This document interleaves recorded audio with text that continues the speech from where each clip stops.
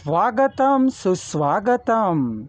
स्वागत है मित्रों आप सभी का हमारे YouTube चैनल हिंदी साहित्य में। स्वागत करता और आपके मंच संचालन करता है टी निरंजन।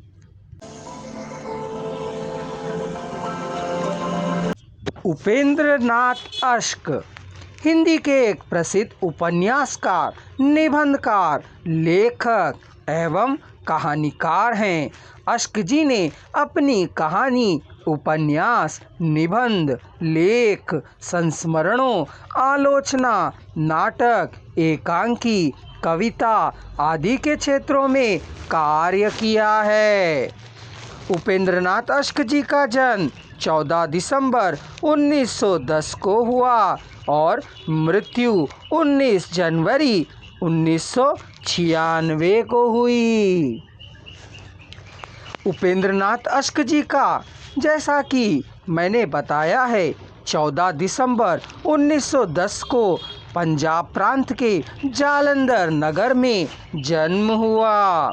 अश्क जी के 6 भाइयों में से वे दूसरे स्थान पर हैं। इनका जन्म एक मध्यम वर्गीय ब्राह्मण परिवार में हुआ था। इनके पिताजी पंडित माधोराम एक स्टेशन मास्टर थे।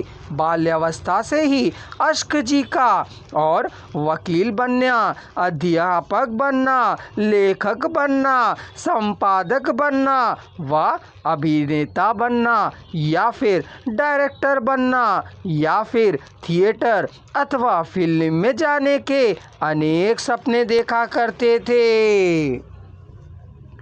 सन 1936 में लंबी बीमारी और प्रथम पत्नी के देहांत के बाद वो थोड़े से टूट गए।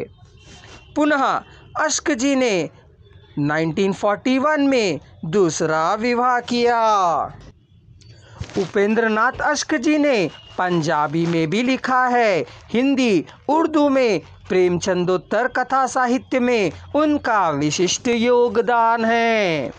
जैसे साहित्य की किसी एक विधा से वे बंद कर नहीं रहे, उसी तरह किसी विधा में एक ही रंग की रचनाएं भी उन्होंने कभी नहीं की। समाजवादी परंपरा का जो रूप अश्क के उपन्यासों में दृश्यमान होता है वह उन चरित्रों के द्वारा उत्पन्न होता है जिन्हें उन्होंने अपने अनुभव, दृष्टि और अद्भुत वर्णन शैली द्वारा प्रस्तुत किया है।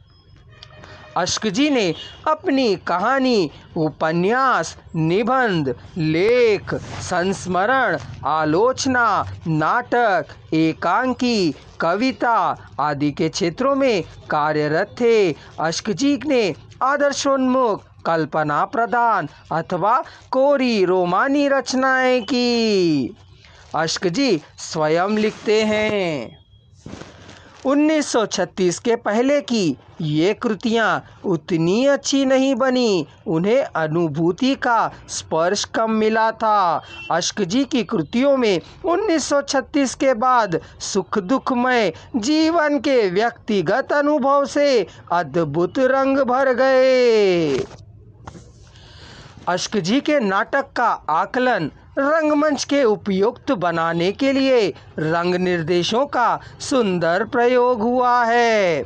अश्क जी के नाटक अलग अलग रास्ते में विवाह, प्रेम और सामाजिक प्रतिष्ठा की समस्याओं को प्रस्तुत करते हैं।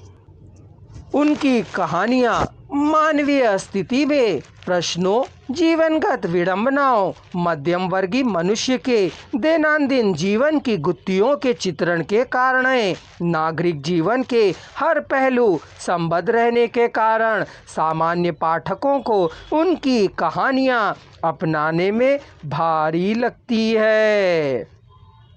उनमें राजनीतिक प्रखरता और उग्रता के अभाव से किसी रिक्तता का बोध नहीं होता।